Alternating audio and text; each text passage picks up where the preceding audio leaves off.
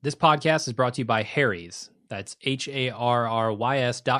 Go there and enter promo code BALDMOVE in all caps at checkout for $5 off your first order. Start shaving smarter today.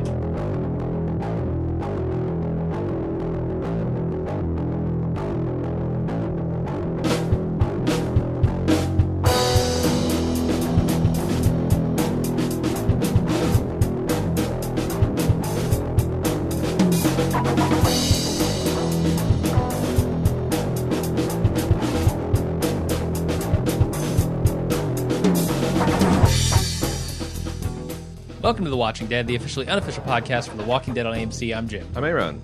And today we're talking about Season 6, Episode 1, titled First Time Again. I'm torn. I'm torn on this episode, man. I really am. Not me. What do you think of it? It is like the first time again. It's like, you know, you have a girlfriend and you love her, and you break up with her for stupid reasons, and then you go see another girl, and she's terrible. The worst. She's the worst. Just slapping her son. She's doing heroin. She's just a mess of a life. And then you go back to the original love, and it's like, oh, why did I ever say anything unkind about you? Even if the original love wasn't that good to begin with. I'm not saying it's healthy. But now you have a better appreciation for it, right? I'm not saying it's a healthy relationship. I'm just saying exactly how I feel. Like, oh, I just want to kiss Rick on both his cheeks. Sure. The much better character realization in this show. Oh yeah, as opposed to Fear the Walking Dead, which we just came off of. Plus, even if it wasn't, there's a lot you can wallpaper over with thousands of zombies peeling their own skin off as they're trying to get past semi-tractor trailers. Yeah, and I felt like that's what that was. I honestly, like, looking back at it, we'll probably talk in detail about this as we go through the episode, but it feels like that whole plot, the idea of, oh, this herd of walkers is in this quarry, was there to establish how a herd of walkers could form in this area and just kind of get them out and about and roaming so that when the alarm goes off, which is the thing they really wanted to do, is get this herd to Alexandria. The plan that they came up with was nothing more than a get the herd on the move. Huh, interesting. So that we can get them to Alexandria. I think eventually... Because it's a very bad plan, top to bottom. Okay. Ill-conceived. Okay. We'll probably talk more about that. I'm... man, I don't know what you so threw me from that take. We switched seats, I feel like. I'm normally the one who's saying, well, you know, there were some cool things. Yeah. No, and trust me, I've been looking forward to this herd for a long time, and it was awesome. But it wasn't as awesome as you thought it would be. It wasn't used as well as it could have been. Yes. Now I know how you feel. Yeah. Or you should know how I feel, because I think my biggest problem with this show is I get up into my head how certain things in the comics are going to translate to screen. Oh, yeah. And it's so cool. And then, you know, and some of that stuff could be valid, like translating a concept from a book or a comic book, for example, to a TV show is, you know, sometimes you got to make sacrifices. You can't, you can't 100% translate it, because a TV show is not a book, is not a movie, is not a graphic novel. But still, you know, some places do better. I think everyone's thresholds. Like there's nerds out there who hate the Lord of the Ring movie series, and I'm like, wow, I don't know how you could actually make a real world version of Lord of the Rings that's not like a 10-season HBO miniseries. Sure. With each season having as big a budget of movies, I don't see how you can make it better. But there, you know, it's a bit, so I guess it's how uncompromising you are in your fandom. But for me, I'm a casual zombie fan. I thought, while yes, some of the plot points were creaky, the idea that, like you said, what they really want to do is get a massive herd run it through Alexandria. Yeah. I was shocked to hear you say that, because I actually think that herd management is got to be a skill that you acquire in this world, or you'll never have a fixed point. Because I'm trying to think of what kind of fixed defense system a post-apocalyptic society could build that would defend you from a 10,000 strong walker herd. Sure. Even if you could defend against it, it would essentially leave you permanently island in a sea of the dead. Oh, yeah. Which is its own problem as well, because eventually you got to eat and get fresh water and all those things. Yeah. So no, it seems like this is their learning opportunity, right? Like assuming that anybody survives this thing and the show survives this big herd, which I assume it will. The people who are left over are going to now have some experience with that, whereas before they didn't really, right? Yeah. First time Daryl and his group ran into a herd, they just ran. Yeah. They were like, "Oh shit!" Sure. and when they ran into it the second time, they turned back. Yep. They didn't even bother with it. So now they've got to learn. It's interesting because there's this concept that there's maybe 2 herds out there now. Or there's Okay. more than one giant herd. Like, we talked about this as one way a herd can form, but we also, on the way to Alexandria, found a pretty massive herd that Abraham wanted to drive through. I think what you're alluding to. Yeah. But do you think that this herd can actually threaten the physical integrity of Alexandria? It does have the cold rolled steel. It seems like it. It is bright, and as structural engineers have said, the outside walls, while foolish from keeping bad guys out, it does seem like it'd be this thing to do to resist potentially thousands of walkers pushing on it. Yeah. So I'm like, I wonder, assuming they can't stop this, and I don't know how they can. Like, will it be a case of the walls get knocked down and like it's kind of like a flood event where you just kind of have to hide and get the high ground and wait for this thing to walk itself through? Or is it going to be, like I mentioned, a siege event where you've just got these walkers are drawn to the sound and the smell and the occasional, whatever. It might be both. It might be where, well, okay, and they're just trapped in here, and we're going to essentially get like a Gilligan's Isle type of experience. I could see it starting off as like a siege event that quickly escalates into a flood. Like, oh, here come thousands of walkers. How are we going to keep them from destroying our walls? Yeah. Let's try this, and this. Oh, none of those worked, and here they come through the walls. Now it's the flood, right? It reminds me, there's a very old MacGyver episode where he tries to save a village from army ants. Okay. Oh, yes. It's like such a small scale thing. Like, Uh-huh. okay, army ants, but like they treat and I don't know if this is a fact. I don't know if army ants can literally just swarm and carry off a human settlement, but they present it as fact. And it really sticks out as like one of the more badass episodes of MacGyver. So now you scale those thousands of tiny ants will eat you alive up to zombies, and now you got something. Yeah. You need and guess what? We have a man with a mullet inside the walls. We do. This could be a certainly straight do. up MacGyver homage. And he knows a thing or two about a thing or two. So, Indeed. or at least he says he does.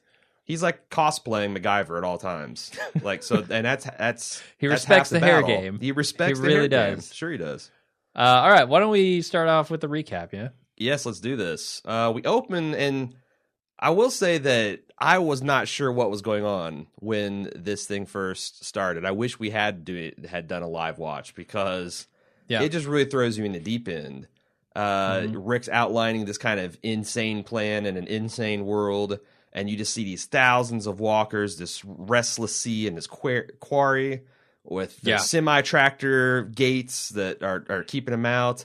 And just as he's kind of walking through the plan, one of the semis collapses and all hell breaks loose. And he's like, we got to go. And there's, the mamby-pamby Alexander type saying, we can't. This is just supposed to be a dry run.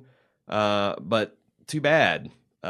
We also see the Dickless is there by Glenn's side, eager and ready to help. We're like, what the fuck? Yeah, there are a lot of what the fuck moments at the beginning of this. Yeah. And but they wasted no time getting this herd, right? There's a single shot. There's Rick firing the gun, which just sets up, okay, here's the difference between flashback and current day, right? Like, it takes that moment that was current and firmly sets it in the flashback, which I liked. This episode is written and directed. Is directed by Nicotero, Greg Nicotero, the genius zombie special effects guy, and also written by Scott Gimple, the showrunner. So you had the dream team running, and I felt like Nicotero was as restless about the lack of zombies and Fear the Walking Dead as we were, because I felt like he was really pent up. And he just came back, just blow, exploded all over the screen, like right up front. That walker peeling himself out of his own skin. Yeah, that's pretty gross. Awesomely so, though. And this was a tour de force of gross zombies. Yeah. This whole episode, like, it's going to get repetitive and annoying me calling them out, but like I really miss gross zombies. I do not like freshly killed zombies. Yeah, these are A, scarier, and B, more visually interesting, I guess. Yeah, I mean, like, I don't even know If if you're into scary is that coming stuff. into it at this point for me. It's more like just the visual interest. Like, they're scary in the Yeah. same way that, like, a So you're hard jaded rock now. album cover from the 80s was scary. Like, there's skulls Like a and rib Megadeth album? cages, and there's spikes going through a skeleton that's screaming, and his eyes are bleeding. But it's more like, oh, cool, look at the detail in the veins that they draw. More than, oh, I can't sleep tonight. Yeah, that's a good comparison. Yeah, I guess I am. I'm getting a little You're jaded. jaded. Okay. But That's in the the good first kind step. of way. Yeah, that shows a progress in your horror Like curriculum. before, I just saw this horrifying mess, and now I see the subtleties in each zombies. Yep. But yeah, my reaction in the opening was like, "What the fuck?" Like it has been in countless Walking Dead episodes. But it was a "this is awesome" kind of "what the fuck" rather than "oh Jesus, what are they doing now?" Yeah, like how did the trucks get like this? Sure. What are all these zombies doing down here? And I was interested in the possibilities. Like, is this like if you know that tractor trailer facility last season with all the walker? That's the equivalent of a wolves IED.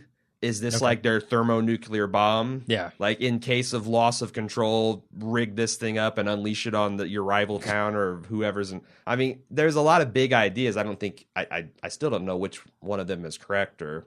Well, we find out in this episode that it's not. It doesn't seem like it's a wolves thing. It seems like it's a attempt at an Alexandria type settlement that. They didn't understand gravity and how zombies interact with gravity. Yeah. when they were designing their walls. Then we go into black and white. And honestly, I started. What did you think about the black and white versus color? Because at first I rolled my eyes and like, oh man, this show is trying to punch way above its weight and be artsy fartsy. But then I'm like, no, this actually is a necessary practicality.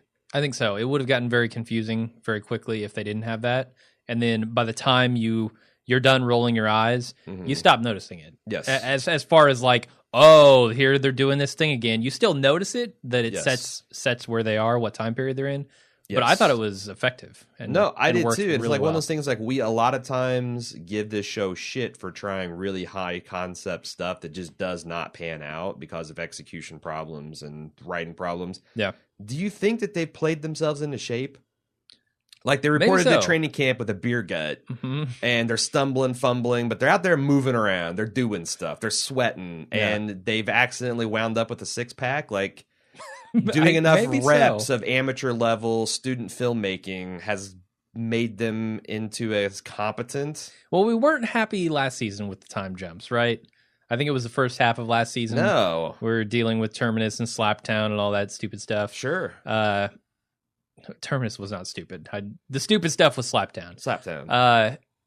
So we didn't like that at all, but I feel like this one really worked in a Tarantino sort of way. And I think it might be just that they've done it enough that they're getting good at it, or also that my expectations are, but either way, like I mean, I'm biased, obviously. I don't think I'm insane, but I don't think I'm crazy. But I thought this was good. I thought so too. And I was trying to think, like, well, would it have been more effective if they told the story just chronologically? Certainly not. We would have been going, this is your plan? What the fuck are you talking about, Rick? It did hide a lot of the flaws of the plan and make it seem like it's a fate, it's just something that you got to accept. And you don't know enough about it to accept it. You don't know enough to call bullshit at the beginning. Also, I thought, it sold the Nicholas Glenn thing really well. Surprisingly well. Like, I would think I'd have been resisting and fighting that and calling bullshit the whole way had they not done it in that method. And because they did, you're right, it made the Walker herd management line plot less ridiculous, and it made some of these character turns more believable. Mm-hmm. So, bravo. And it served to punctuate the episode. It gave a more natural rhythm to the episode, I felt, than just like slow moments with Morgan, moments with Maggie and Glenn in the town. You're right. It split all that up, and it made it kind of the whole episode felt more urgent. You got a spoonful of sugar with each spoonful of medicine. Although I will say that you're not wrong, but I also think that the slower medicine-y parts were automatically more interesting because it was about Rick and Morgan and Maggie and Michonne and Abraham. Oh, yeah. And it wasn't like Beth. Uh-huh. Like if he showed up and tried to carry the episode, I'd be like, who the fuck is this Yeah, guy? we need some introduction. I respect your hair game as much as the next guy, but the fuck, Yeah, so we'd spent some time introducing them too, and it never felt like the episode was dragging on at all. Yeah, or if Noah had lived, if, like, again, I did not like Noah. Yeah. But Noah trying to carry an episode is would be kind of ridiculous. So you care, slower moving character dramas that make sense and actually have characters like, Morgan and Rick. I've been wanting to see this for like 2 seasons now. Mm-hmm. And like I was expecting some real groaners about, a guy like Morgan who's been through some shit and was like almost clinically insane, and somehow Rick managed to bring him back from the brink for him to come and be all coming at holy and preachy. Yeah. It didn't happen. Like, no, it was all it's kind there. of realistic. This is how I expect these men to kind of act. Yeah. Not to say it was predictable or boring, but it's like, oh yeah, I totally can see this coming about. Yeah, it set up this kind of duality between Morgan and Rick, where they're both men who've seen a lot of shit, and they both kind of come back from the brink on occasion. Rick is trending more toward the dominant, aggressive, and Morgan is trending more toward like the understanding and not passive, but a little more docile, I guess. Yeah. And so I think there might still be a butting of heads, but it was less ham-fisted than it definitely could have been. A lot more nuanced. Yeah.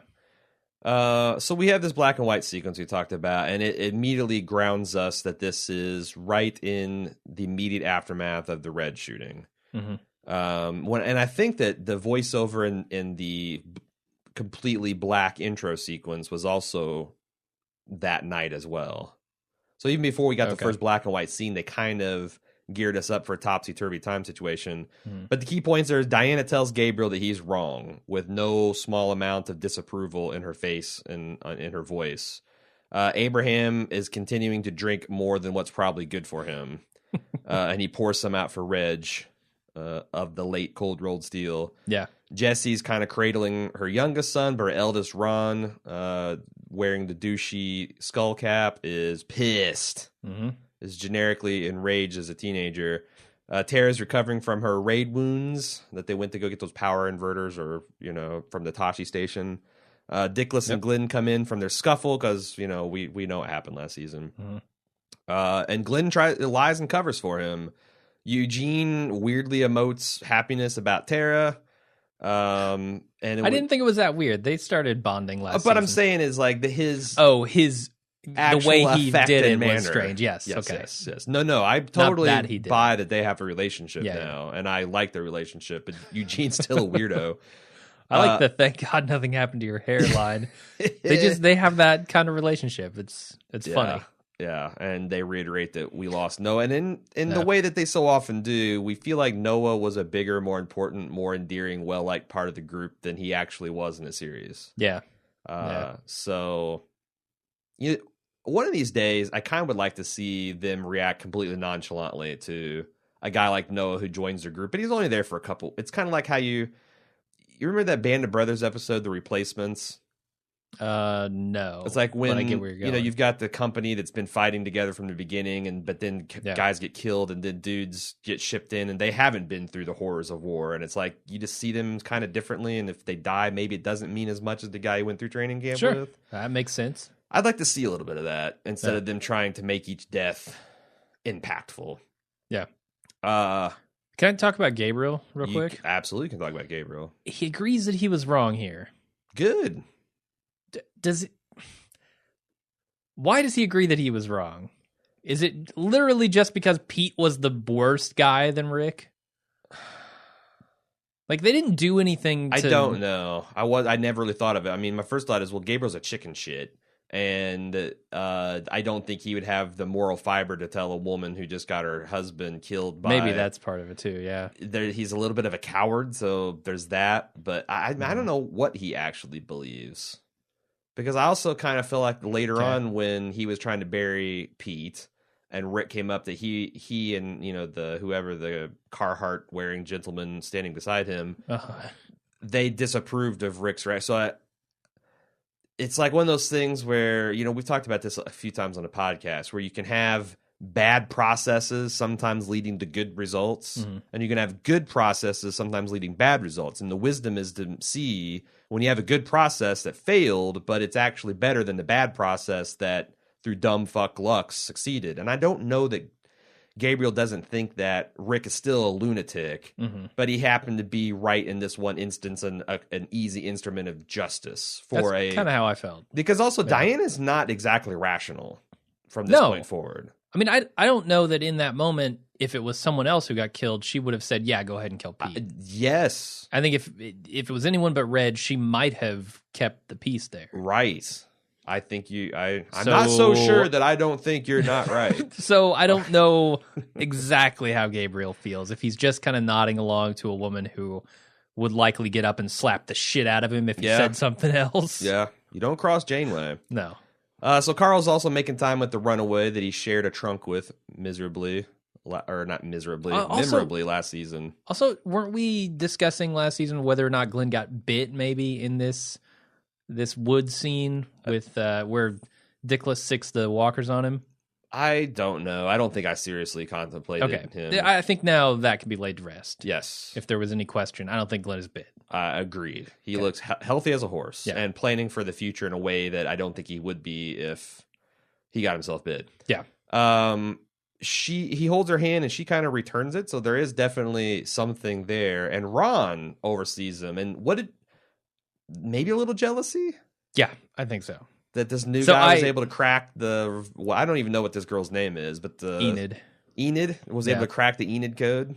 God, there's one teenage girl here, damn it, and I've been making time with her and playing video games for years, and Johnny come sheriff hat lately shows up and it's hold hands and let's make out in the rotted tree trunk. Well, see, if Ron was as angsty now as he was, or was as angsty then as he is now, she would have been all over him, right? He's got this stupid hat. Yeah. They both have equally stupid hats. We can agree to that. But you're Certainly. right. He wasn't listening to The Cure. Right. Yes. And that's what she needed. Sorry, Ron, you missed out. That's what she needed. Keep that in mind, though, that little jealousy idea. Okay. So Morgan and Rick reunite, and Morgan says, "You were right. You brought me back from the brink. It wasn't over." And Rick's like, "Yeah, well, I don't take chances anymore, so we're going to kind of sort of imprison you." Yeah. And I guess it was Morgan's idea later on, we find out. Put me in the house. I think the idea, like, he knew what Rick wanted to do, and he suggested a comfortable, plus, Morgan's smart, and he's like, "You're right, this is entirely a correct thing to do," which is why I like Morgan. Just give me a bed, a bathtub, and a broom handle. If this had been season 3 Rick, he would have sputtered about, "I can't believe you're going to put me in this room made of drywall. This drywall prison cannot hold me." And we'd have had this bunch of bullshit. And it's like, no, this is zombie apocalypse. Of course you're going to get in prison. Last time I saw you were barking at the moon crazy. Yeah. So I got to make sure that this isn't on one of your up days, and you're going to wear my ass for a hat. I would like to see someone trying to get out of the drywall prison. I imagine it wouldn't be that hard. You bust a window and you're out. Yeah, right? like you could maybe punch your way out. It's hardly a cell. Do you think you could... Like, I know you can punch through residential plaster. I've done it in a demolition project. And drywall. Once. You can get through drywall. Sure, but I don't know, like, the outer... That's the thing, yeah. It's probably... Like, I know the corners are plywood, and maybe but siding. Like that, everything I'm thinking that goes into a wall, I'm thinking, I could probably punch through that unless individually. It was brick. Yeah, like vinyl siding, I could bust that loose. The foam core bust loose. The insulation bust loose. The problem with all of this is that the window's open from the inside. So, but then I thought that he was in like a featureless room, like the obvious weak points were. Oh well, then all you have is drywall and maybe some insulation to contend with. Unless the exterior is brick. If you hit brick, you're fucked. But if you can get out of that room, you can get to a window. So in the interior wall you punch through. Yeah. No, that's that you're not wrong. Pretty easy to do. Because it's like I've seen like, especially given a broom handle, right? You can punch through drywall, no problem with that. I think, but I also know I've seen like interior, like residential safe room construction that has like Jodie Foster style. Well, not just that, but like if you got a gun safe or just a walk-in safe. You're some crazy people. Sure. We've both been reasonably up on prepper culture because we think it's fascinating. Mm-hmm. But yeah, you can secure a whole room and like there's a couple of different levels, like steel plating secure. Sure. You can like steel mesh secure. Like this, I'm not getting out of those with a broom handle. You're not getting out of those, and you know, Reg was a deft hand at the cold rolled steel, and so were his disciples. Yeah. His bedroom is just a safe house. I think they could have secured it if they wanted to. Yeah. So, but anyway, who knows? Abraham continues to get schlammered, and he's trying to balance his wedding ring on his bottle, and then Sasha shows up, and they throw up the deuce at each other. I don't know what this means. Literally no clue what happened there. I thought, because like I mentioned in the instant cast that I thought maybe they were implying that there was some kind of clandestine relationship between them. And that this was some kind of code for, but now that I've seen the episode several times, like, no, it just, this doesn't make any sense. Maybe I feel like we're supposed to know what it means later, but maybe I still don't know.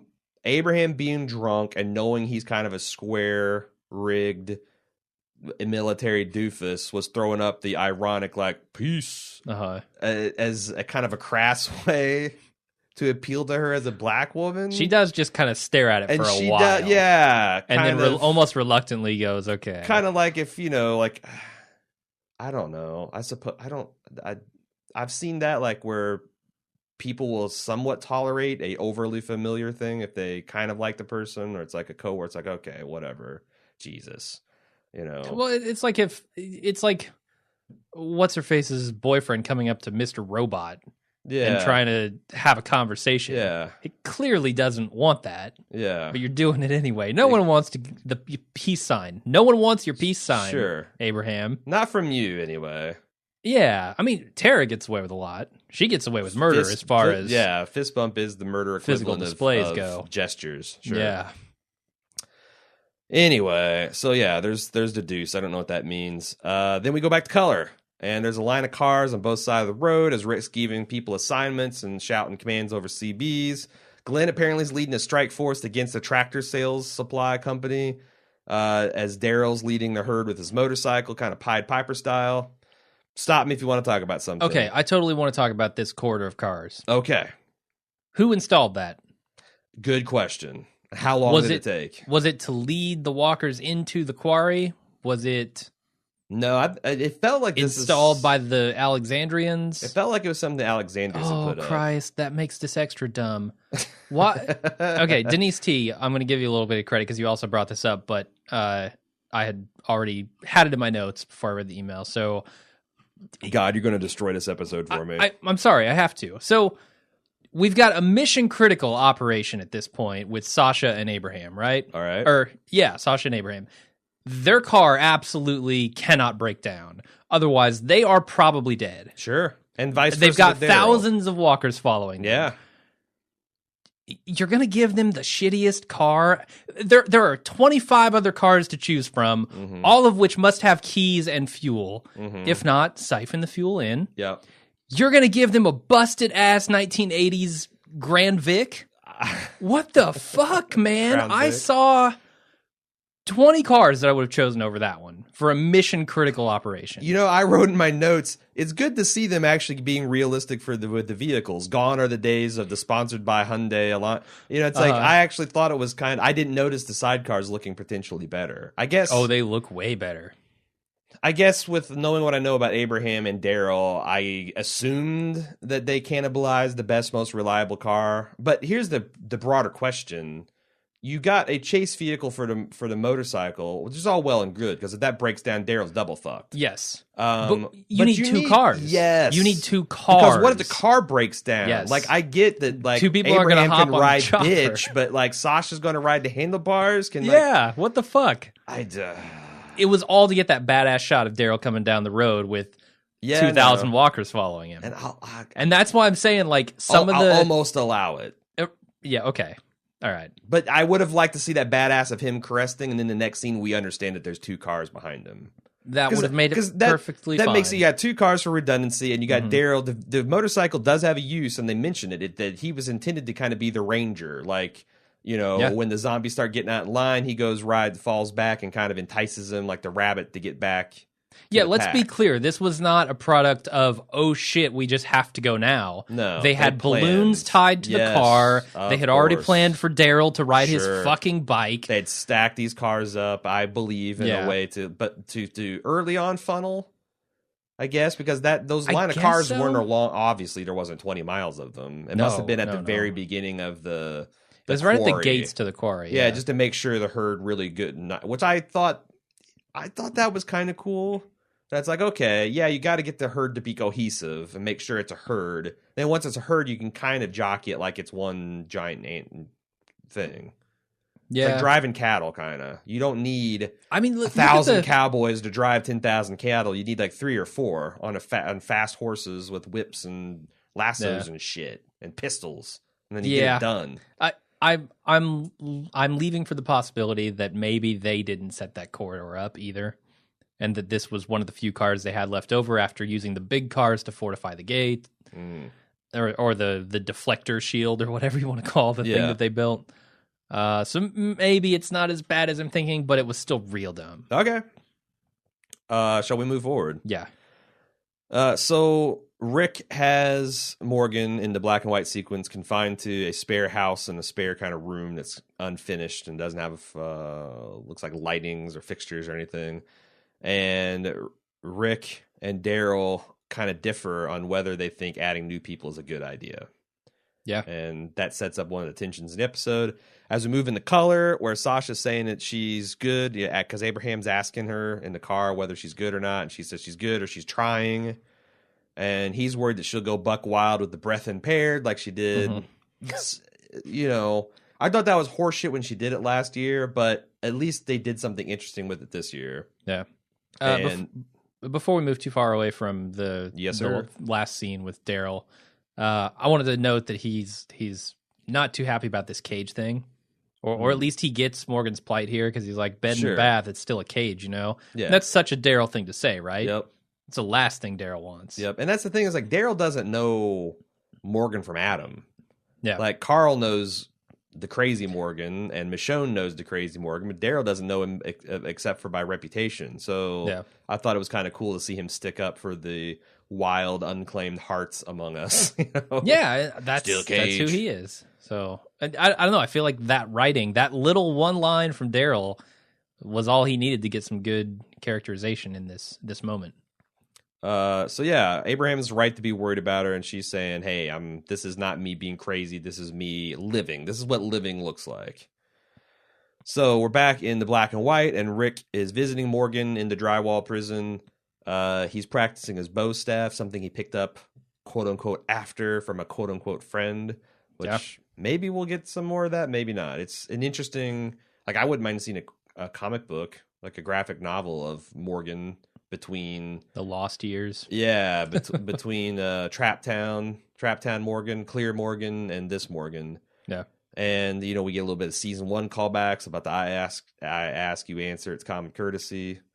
And Morgan, like I said, this is very nice because he just immediately gets the fact that this is part of where he's a rational actor and he's acting entirely in the way that I would suppose that a guy like Morgan would act. Yeah. Eugene, to no one's surprise, is a terrible gate guard.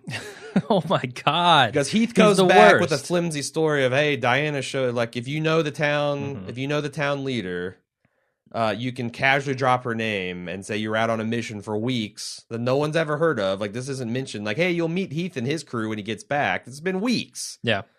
And Eugene's just like, well, I mean, it's just dumb. Like, so I totally Eugene's agree. Dumb, and I buy that he would do this. He's dumb, and also there's a little bit of a callback here where Eugene just got his ass beat by Abraham, Sure. right? And then Heath is saying, every second I stand out here just makes me want to beat your ass more. So I feel like Eugene's kind of intimidated by that. I get it, but he's between a layer of cold rolled steel. It's true. And I'd be more afraid of Rick's boot up my ass because Yeah. also, you know what just happened? Someone left the fucking gate open and a bunch of zombies came through and killed people. That's true. So I'd be more afraid of the sure boot from from Rick and or Abraham, maybe both. Yeah. You get it in the front and the back, than I would from this guy who may or may not be a badass. And oh yeah, I'm also got a couple inches of cold rolled steel between me and him. Yeah.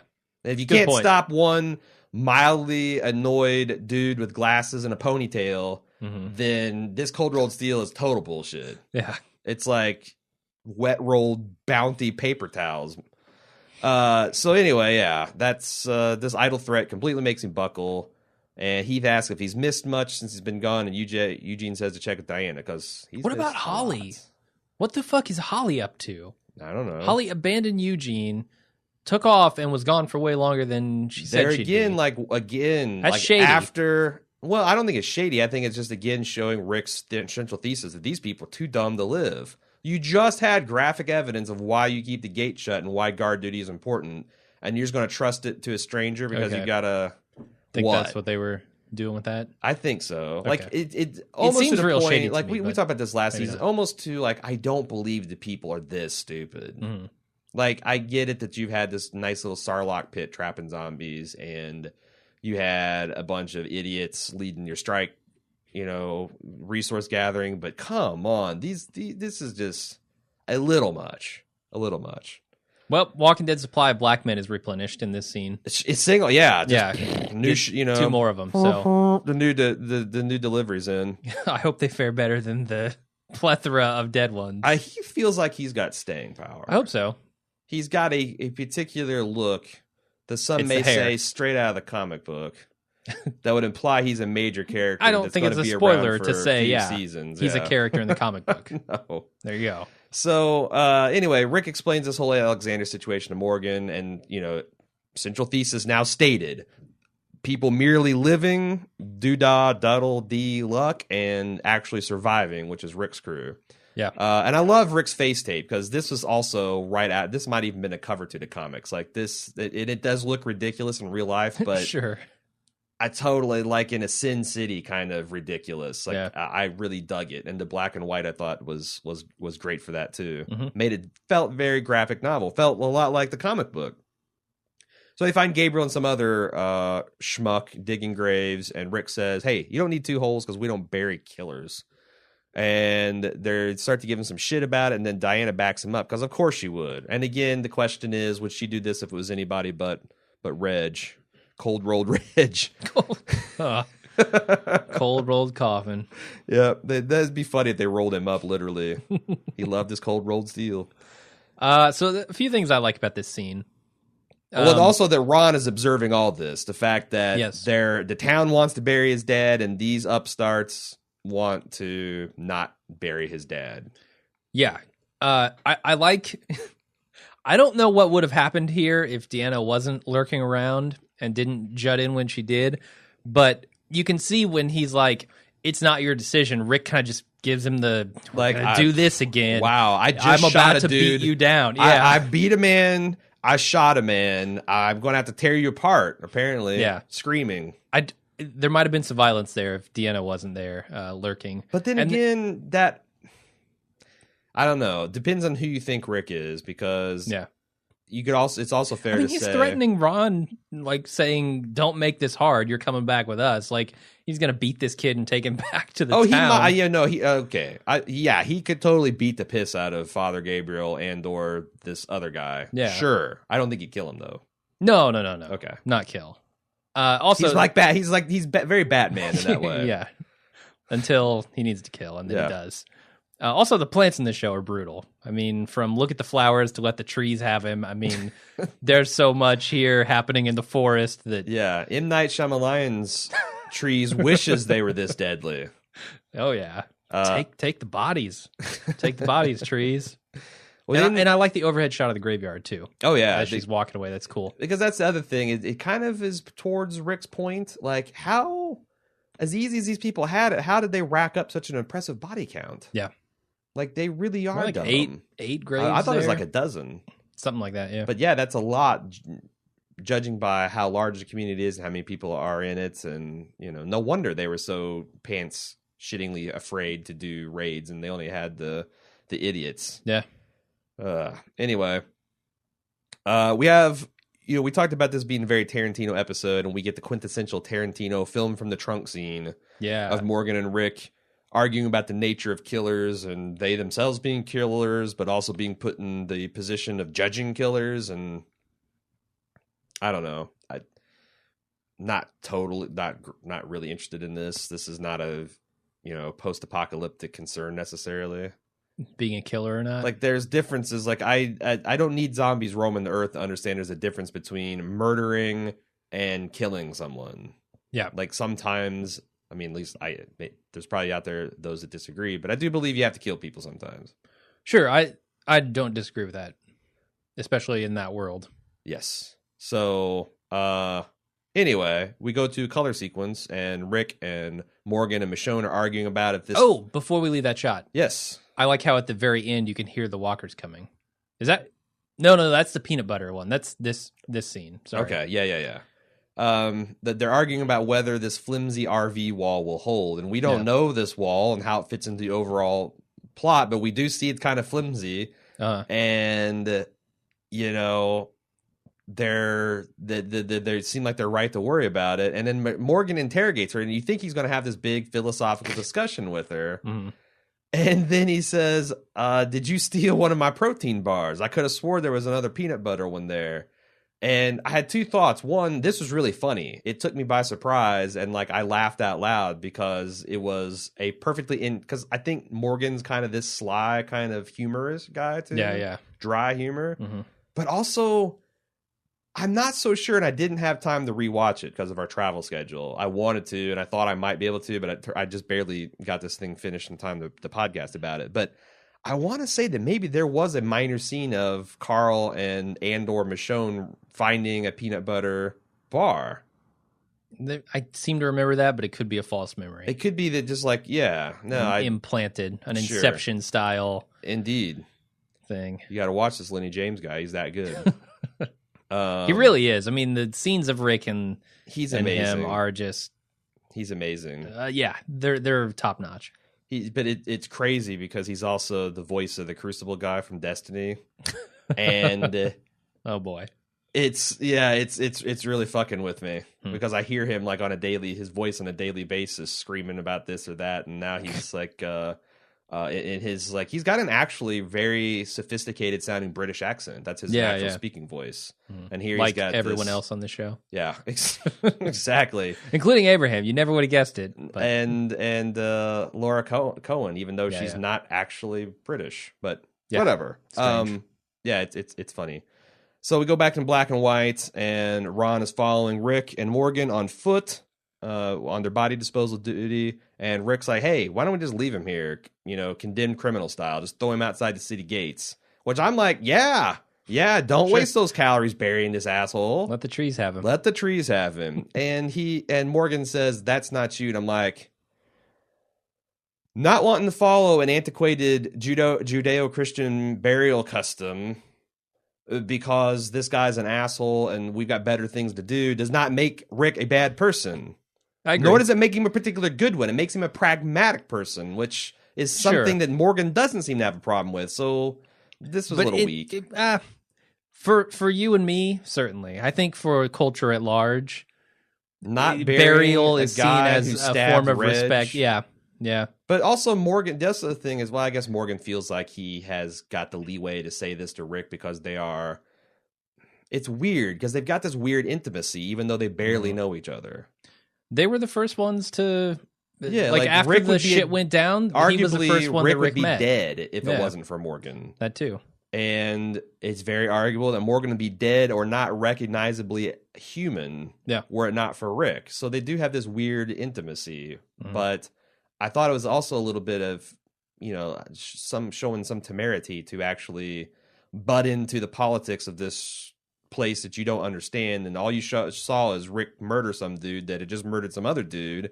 maybe not have a strong opinion about what you do with their body on that first day. Maybe. Yeah, the thing I do like about this scene is how easy it felt, right? Like you have these two great actors who are both conveying so much unspoken dialogue here, where you really only need these two lines, right? Right. Like I know what kind of person you are. Totally. Rick looks at him, says you don't, and then Lenny James gives his reactive look, and that's Sure. all you need to know exactly what these guys are thinking. No, they're good. They're very good. Yeah. And they have really good chemistry together too, which is also important. So Rick hears something, and then him and Morgan find the quarry from the opening. And again, I was wondering if this wasn't like the nuclear option that the W's built at this point. Then Rick hears that Ron has gotten himself almost killed by zombies, and Ron's running pell-mell. Great scene, well composited scene of Rick diving and tackling Ron right before he goes over the edge, and then a nice, one of the most beautiful, like this is a Yosemite, a Yellowstone, this is a Monument Valley type Niagara Falls zombie waterfall, and I loved it. It's beautiful. That was beautiful. I wish it was like several thousand. I mean, I need that for a screensaver, just an endless waterfall of zombies and that beautiful backdrop. There you go. What do you think of Alan Sepinwall's thesis that Nicotero watched last season of Game of Thrones, got to the Hard Home episode, and was like, "Bullshit! I'm not going down without a fight. Fuck you if you think you can out zombie me." What do you think of that?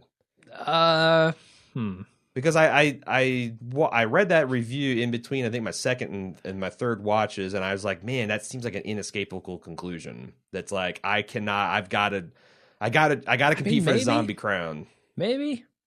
I'm sure. Now I will say that I thought the effects. I'm trying to think how I would feel. I thought the effects were good enough. They definitely good sold. Enough? Yeah, like I'm talking about the CGI, like the practical. Here, I think it's in what. Well, I was about to say that, like, if I'm judging Hard Home versus this episode, that I would say practically The Walking Dead cleans Game of Thrones clock. But structurally and with the actual CG, like the big sweeping vistas of battles, Game of Thrones kicks Walking Dead's ass. And I heard Sepinwall made it seem like the Game of Thrones spends a lot more money per episode. Yeah, which kind of begs the question: why doesn't this show spend more money on its own show? But yeah, the CGI effects were kind of creaky. They never got in the way of the story, but they were noticeably creaky. Yeah, everything looks better when it's done physically in this show. Yeah, it seems like Nicotero was so good at that. And if you're not going to spend the money to have it digitally done, right, then I don't know how So it's interesting because Nicotero is also directing this episode, so he could have put in those sweeping vistas and all that stuff. Oh, he did. And he did as in often some as of them, possible, but it's like those don't hold up as well. Yeah. So Rick is not at all pleased with the fact that Ron is out here. Then we're back into color, and Daryl continues to slowly lead the walkers, and now he's finally joined by Abe and Sasha in the chase car. Badass shot there. I love it. Again, I wrote in my notes that I like that they're making more of an effort to show distressed and abused cars, and you're like, why are they taking this junker? So, or at least have two junkers, right? Bare minimum. Definitely need two junkers. Although I do believe Abraham could tow both vehicles by himself if needed, like Mr. Incredible style. Probably, yeah. And still outrun the walkers. Yes. I love though how you just start, whoo and fist pumping, and then it'd be gone. It'd be gone. Like a scene from Ballers or something. Yes. I do really like. So I don't know.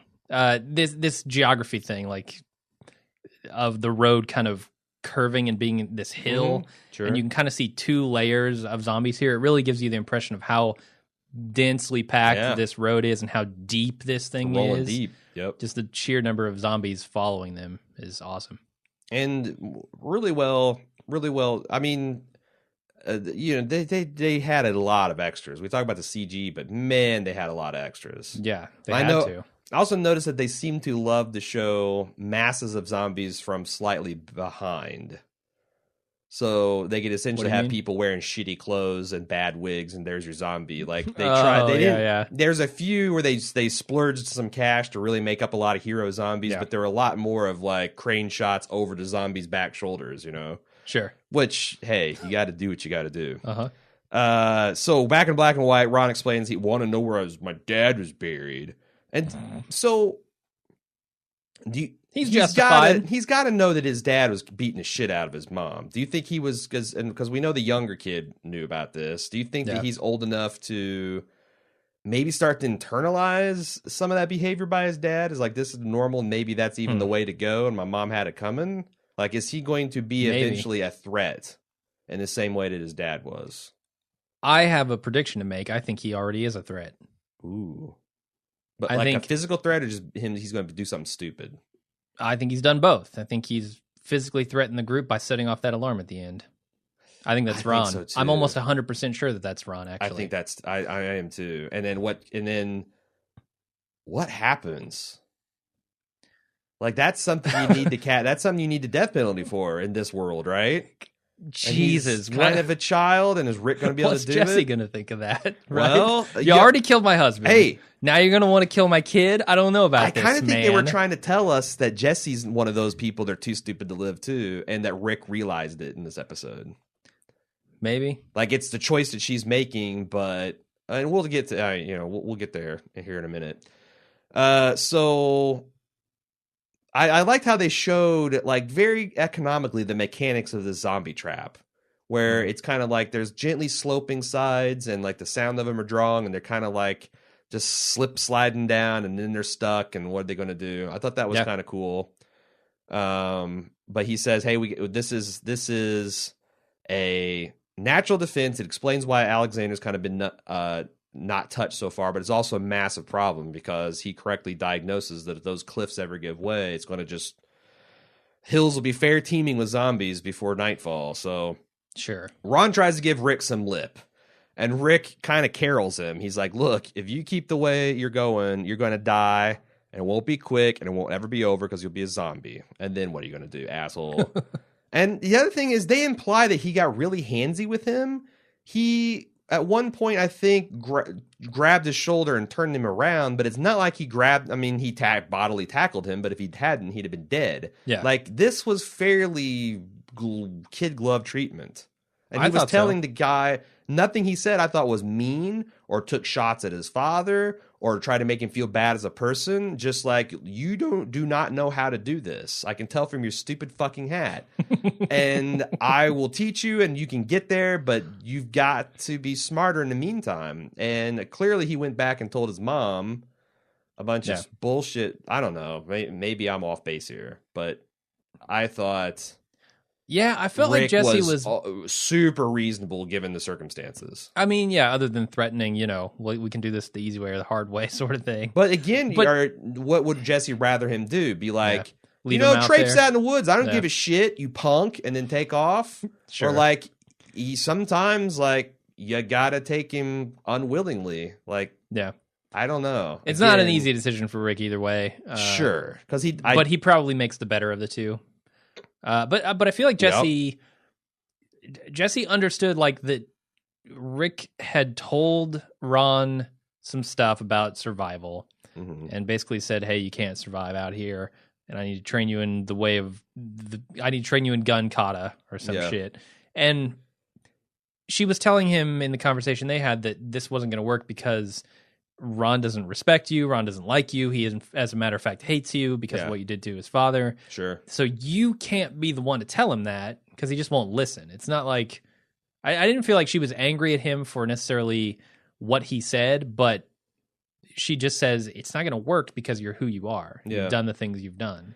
That's not... Yeah, and she's not wrong. I got more to say on it later. I keep bearing the lead. But I will say that the encounter with Ron does bring Rick around to burying Pete.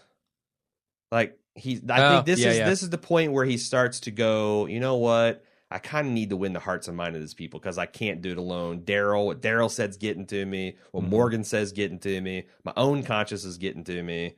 So I thought that was effective storytelling, dare I say. Yeah. Back in color, Glenn is trying to pacify the tractor location because Rick, as he monologues over to CB, the noise could be a problem. I'm like, really? I know how fucking loud these 1,000 zombies are. I don't know that 12 of them behind plate glass is going to a few hundred yards off the main drag is going to be that big of a problem. But whatever, man. Yeah, I'm mostly with you. Whatever. Maybe zombies communicate telepathically. That would actually explain a lot. It would. So I don't know.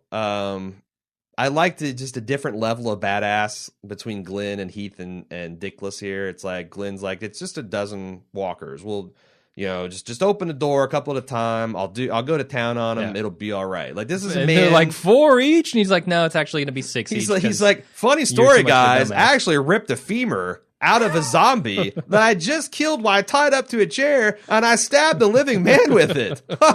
Turns out it's not that hard. 12 zombies, not a problem. Like, they don't really know. Even, like, Glenn is, what, middle tier kind of badass? Yeah, he's getting up there, but when Rick says they don't know who they're badasses. Fooling with, he, like, that's what's so great. If anything, he's underselling it. Yeah. Like, we could be Genghis Khan to you people.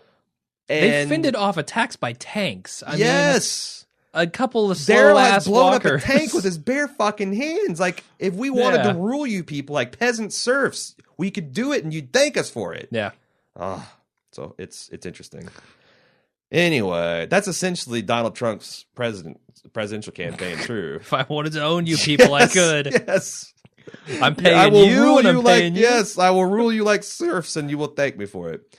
The other thing about this scene, is this where they actually do the waterfall or is it later? What waterfall? They bust the window and the walkers come No, in. it's not, because this is where we find the door to nowhere, which, like, I've seen some questionable architecture in businesses sometimes. You're like, why the fuck did this ever be like this? Because, and you find out later, well, this used to be a car dealer that then became an old Opry house that then was an unlicensed bar, and then it became an office space, and that's why there's this weird fucking trapdoor here. But still... Sure. I don't know how you get a door over siding. If anything, it'd be the other way around. I don't think it's siding. I thought it was like a roll-up style garage door.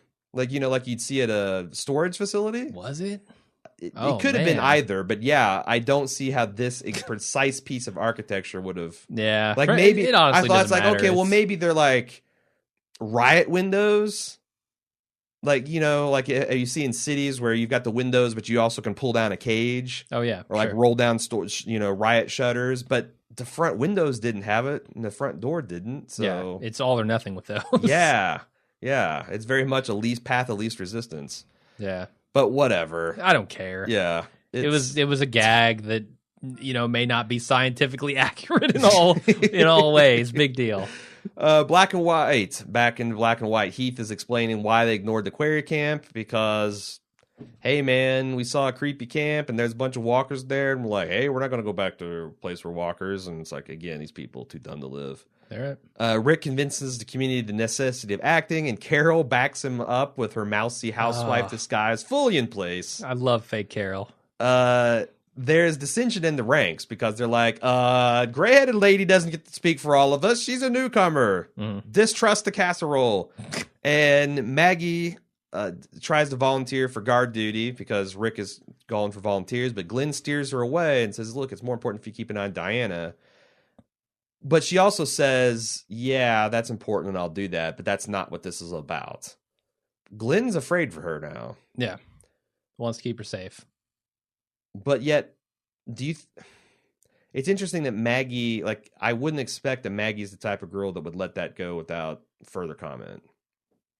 Yeah, she didn't seem to be before. What do you think's up? Uh-oh, he's typing. Well, I don't want to steal the listener's comment here, so I'm going to go to our feedback section real quick. All right. Gretchen says, did you notice the sly conversation that we're talking about? Tells her to stay behind, and she says that's not the only reason. And then she says, I think Maggie's pregnant. Pregnant Maggie? You think so? I don't see why not. That would definitely be an explanation for why she's like, yeah, I probably shouldn't be as cavalier about my health and or safety. Yeah, could be an explanation. I don't know that there's enough to say for sure, but yeah, it would be somewhat out of. There's got to be some explanation because I think we'd all agree it's somewhat out of character for Maggie Green to be like, sure, husband, I will meekly accept my position as the protected female. She wants to go out and kick some ass too. Sure. Yeah, but if you got another hitchhiker, maybe it's after seeing what happened to Beth. It's put her off the whole adventure thing, right? I don't know. Yeah, but anyway, if you're suddenly fighting for two, maybe you try to do less fighting. Indeed. Anyway, so they divvy up kind of the positions of what everything needs to happen, and then Dickless stands up, and he's also one of the volunteers. And again, I mentioned there's a lot of dissent, but Diana squelches it, and she throws her full weight and authority behind Rick. We're back in color, and we're at the RV wall. We're not going to comment on Gabriel's his offer to help. No, I mean, it's like, I'd like to help as well, and Rick's like, no, who else? Sure. Just the total dismissal of Gabriel. I thought it was awesome. Yeah, man, where's Gabriel's end game? Because I can't stand him. I don't, as a character, I have no idea. Like, he was somewhat reasonable, and I like Seth as an actor, of course. Mm-hmm. But damn, we talked about this last season, that he is so far beyond.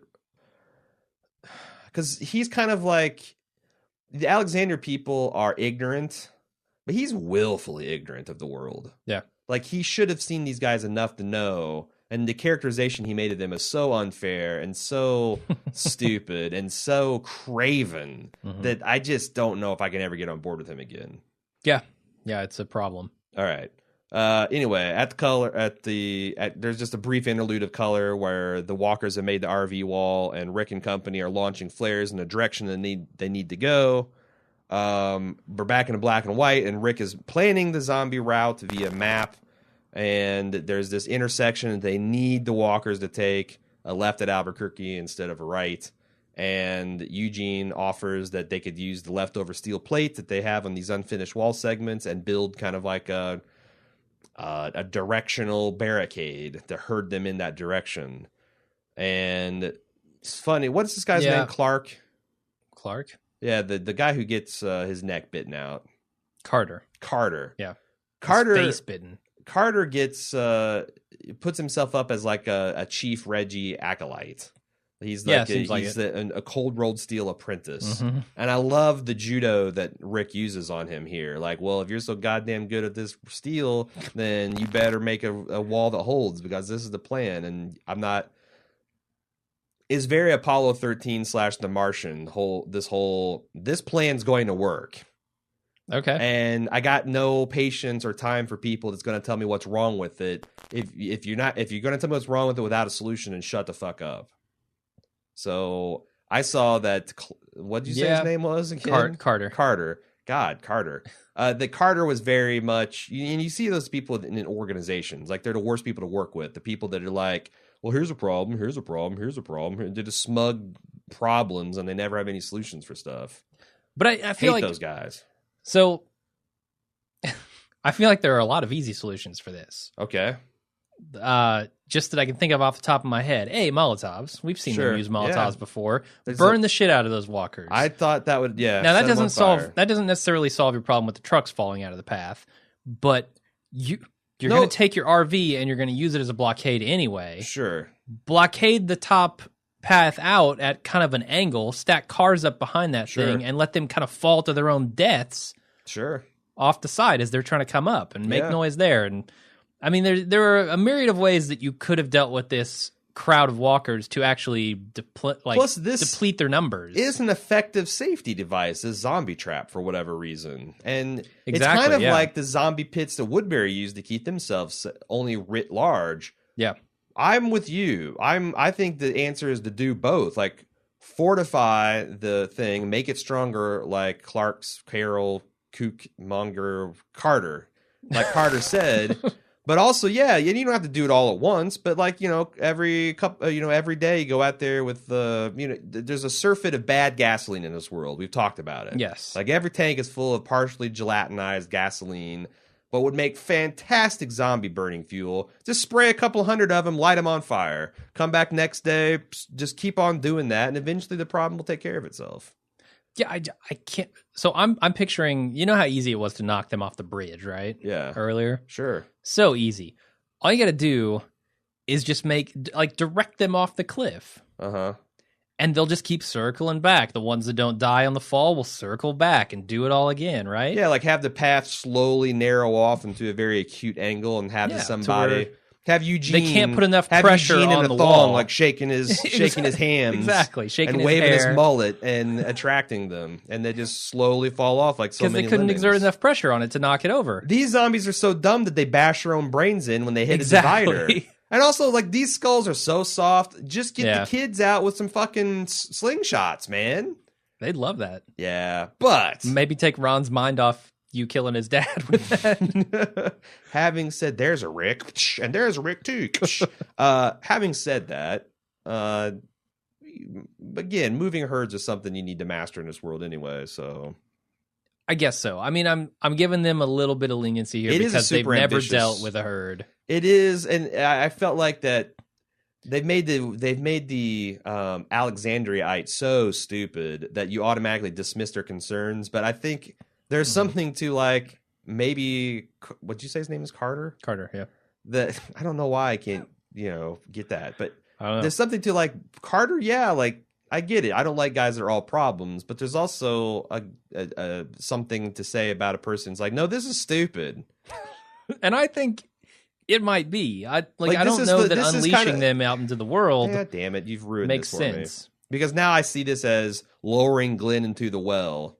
Yeah. A large scale version of like that. Yet this is a solution, and maybe that's something that you bring up in brainstorming. But if you can think of 10 different things that are equally possible and less dangerous, then why would you leap to the Rube Goldberg device to begin with? And I feel like the writers here, or everybody involved, thought, okay, we'll gloss over that by having it just happen to them. Like, oh, we don't have time to think about this anymore. Let's go. But no, that was the plan. Like, their plan was bad to begin with. Yeah, and again, I don't know. Maybe if they had a good plan ready to go and they just didn't get to execute it because the trucks fell off and here come the walkers, there's nothing we can do. Yeah, it would be awesome. They actually had a much larger, better plan that was going to be and they were walking through that, and then the thing caved in, and Rick's like, well, back to Pied Piper plan. We got it because this is like... Yeah. Call an audible. That's fuck you. I still like this episode.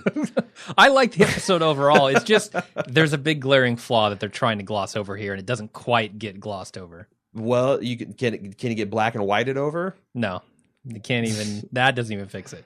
All right. Although I will say that I think that on the first watch, doing the jumble time does a lot to maybe they should do that all the time. You got some complicated stupid plot, just chop it up, just chop it all up, like that zombie tornado. They should have opened with that last season. I wonder if there's an edit you could do of Slaptown that would make that really compelling, told out of sequence. You start off with what are Beth these being killed in color, and then you see her arrive at the hospital at black and white, and there's nothing you can't make more interesting with the Memento treatment. I think you're right.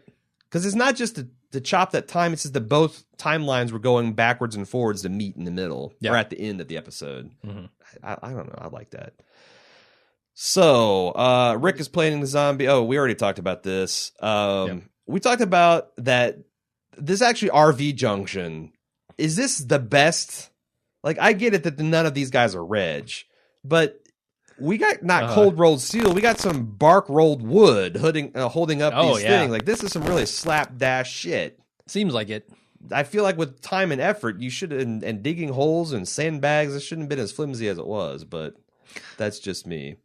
And why couldn't you do that right at the quarry? Okay, well, I'll let it go. That's true. Like, instead of having which is easier, swinging up a couple walls in place or towing / driving hundreds of cars? Hundreds of cars is a lot of cars. I think they had. I mean, that I intimated that was a good long stretch of cars going on both sides of the road. Yeah, there were. Whatever. I did enjoy the lemming nature of the zombies, how they were bashing their own brains in. Like, you could arguably zombie kill of the week goes through the zombies for killing themselves. It's about time. It's about time. Yeah. This is an important milestone for the zombie people. And idiot survivor of the week goes to Rick for coming up with this plan. As option 1. Oh, man. And again, I gotta say, the zombie effects are just brilliant. Like, yeah, they are. Just the zombies being trampled, the zombies bashing their own heads in. They're just top to bottom great. And the walls buckle and flex, but they hold. So the plan seems to be working, as crazy as it is. And then we go black and white. the setup of the wall. And Rick and Jesse are sharing some significant glances over their shovels. And Daryl comes up and says, hey, finding people is taking care of ourselves. But he says, hey, it's your call. What is there going to be a day that Daryl stands up to Rick on an important issue? Maybe. If he gets invested enough here and Rick doesn't want to do the things that Daryl thinks they should do, maybe. Maybe he's just like a trusted lieutenant, though. Like, I'm going to tell this to you, and I'm going to say it's up to you, but I also know that I'll respect you less if you don't take it into consideration or argue me out of it. And I know that you respect, it's like it's one of those unspoken things, like a real chain of command. Yeah, it's Riker to his Picard. Yeah, there you go. Riker wasn't a pushover, but Picard is the captain. Sure. So, I feel like Daryl's starting to bond with people here, though. That pasta scene from last season went a long way. Pasta plus motorcycle equals Daryl's undying loyalty, and now he's trying to, I think, keep like Aaron's job and his job alive, right? Like, we still need people to go out there. I mean, say what you will about gay men, they know their way around a bowl of spaghetti. Apparently so. That spaghetti is so good. I'm glad you didn't make a noodle pun here.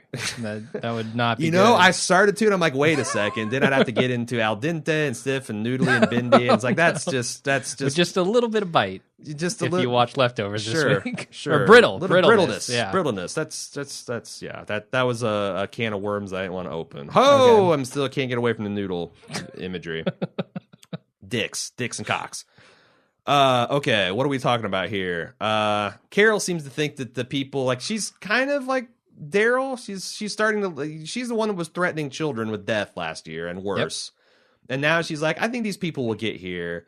But she also says something to the effect, I can't remember the exact word, that like, hey, Diana's in charge, quote unquote,